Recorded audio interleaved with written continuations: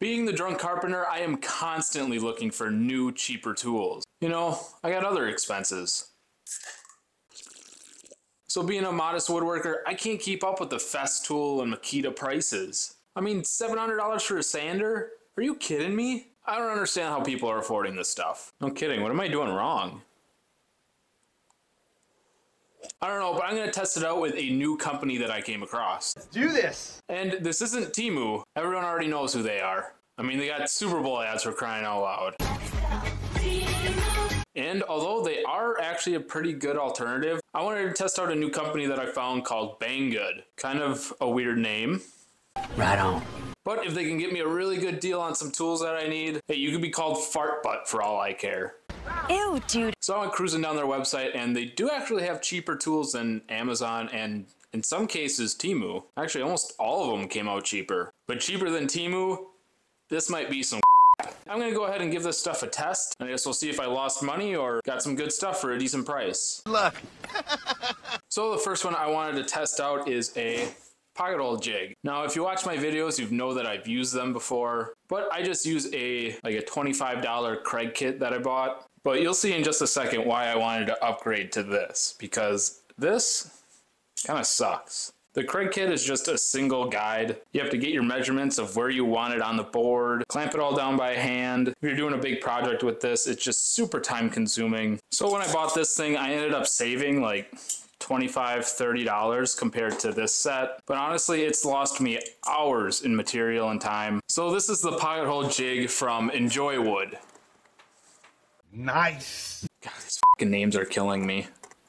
But here's the gist of how it works. You got your 3 ports up top, nicely spaced for the different thicknesses of your wood that you need. That way you can go ahead and then just put your wood in, clamp it in, and you're already ready for your 2 holes. Now no more clamping down where this thing needs to go and then re-clamping it for the other side. And that doesn't seem like a lot, but it's adding an extra minute or so for every side of the board. And if you're making chairs or bookshelves or something like that, I mean, that's gonna cut down your time by half an hour or so.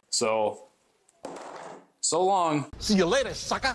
Not only that, but it's got all your measurements that you need here, metric and imperial. Completely adjustable sides. So if you want that pocket hole a lot higher up, you can go ahead and do that. And it's even got measurements on the side as well. And it's even got a nice little dust collection port. And it even comes with this extension piece to where if you have a giant sheet of plywood or something that you need to put some pocket holes in, you can just go ahead and slide this out. Slide that into here. And then you got an area where you can clamp this down and just do some pocket holes on a big sheet. But getting this thing for $40 off of Banggood compared to Craig for $100 for literally the exact same thing. Seriously? And another great thing about this is it's not plastic. I mean, this is aluminum. So honestly, my first buy with this, I'm really impressed. All solid aluminum, $40 and all this stuff. I mean, sorry Craig, I love you, but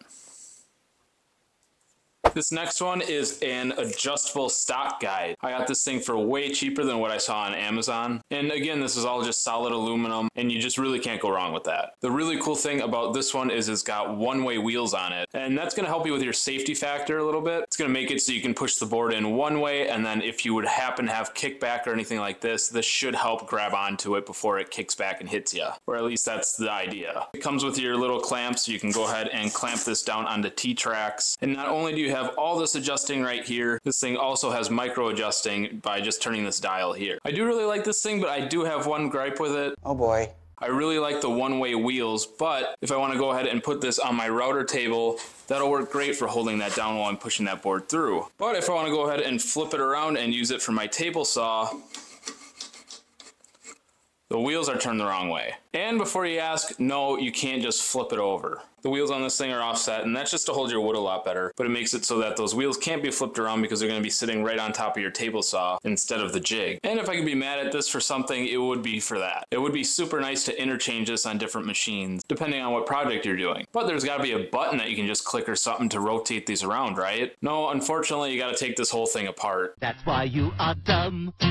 So in order to flip these wheels around, I'm gonna have to take this thing apart. And once I got this front cover off, it looks like all I have to do is take these tiny little set screws out. And then I'll easily be able to flip these wheels around so I can put this on my table saw. The only problem is I don't have an Allen wrench quite that small, so I'll have to go and pick one up before I can do the final test on the table saw. Other than that, I still think this thing is a great buy. So this next one is a really cheap way to make your shop a whole heck of a lot safer. And with some of this equipment that I use, I'll show you in a bit, I need something like this. And honestly, it's probably something I should have bought a long time ago. But this is just a little push feed handle holder thing, something like that. You know what, sure. But this little thing is going to help me secure the board when I'm running it through my joiner. I mean, let's be honest, these are all spinning, rotating blades. They're all fairly dangerous. But on this one, your fingertips are right over those spinning blades. And if something were to slip or break away, I mean, you're gonna be losing a couple of your fingertips. And I like my fingers. You use them to hold stuff.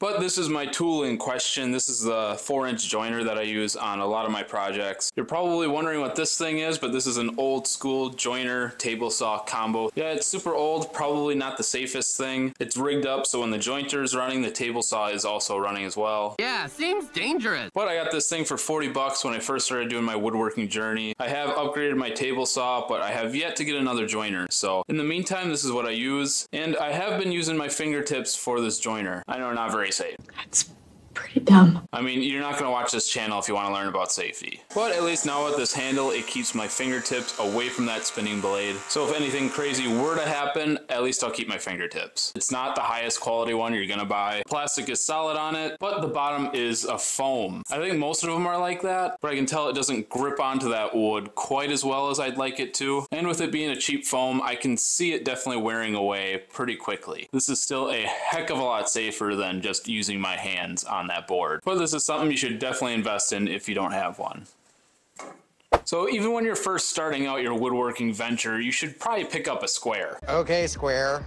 And I got a couple of them, but they're pretty crappy. This one's a tool shop. This one really sucks. And I've been getting into making larger cutting boards, but to do that, you gotta make sure your slices of wood are all lined up perfectly. And you're definitely not gonna be able to do that with this. So I picked up this massive 1 foot by 2 foot square. And when I put it in my cart, it looked pretty beefy, but Jesus, look at this thing. That's huge. I mean, it is insanely thick, solid aluminum. And just from using it a little bit, I can tell it's insanely durable. I'll definitely be using this thing for the rest of my life. I mean, look at this. I could kill somebody with this thing. Psycho. So the smaller side is 0.32 of an inch. Whatever, turn that into fractions if you want. And this thing, well, I suppose I could have just times it by 3. But it's just shy of an inch thick of solid aluminum right there.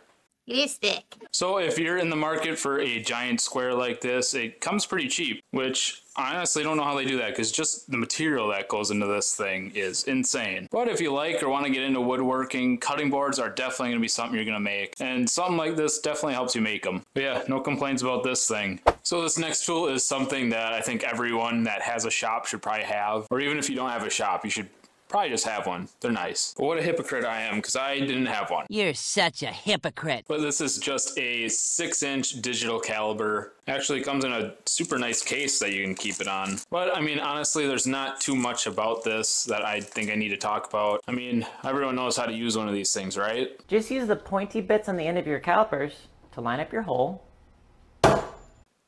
Okay, well maybe not. This might not be a must-have, but they are super nice to get really precise measurements. Tools on your planer have measurements on them, but depending on which way you're looking at that gauge, you're not going to get the most precise measurement. So it's great to use one of these just to double check. I laser engrave mugs every once in a while, which is absolutely impossible with just a tape measure. So I definitely needed one of these calipers to help find that out for myself. Again, nothing very exciting about a digital caliper, but I was able to pick this up for about 12 bucks. What a deal! Which is quite a bit cheaper than other websites. You can definitely tell that it's not the highest quality caliber, but it seems to be working, and also I paid 12 bucks for it. Good point. And for my purposes, I believe this is going to work just fine. If maybe you own a CNC shop where you do a lot of metalworking where you want it to be insanely precise and super durable, yeah, maybe buy a better one. But for my shop, this is going to work great. So this is everything that I grabbed off of Banggood. Overall, I'm decently impressed with all this stuff, and it saved me a lot of money. Now I got more to spend on even more tools. And isn't that what it's all really about? But go ahead, check these guys out. I got a link in the description. And until next time, grab a beer and build something.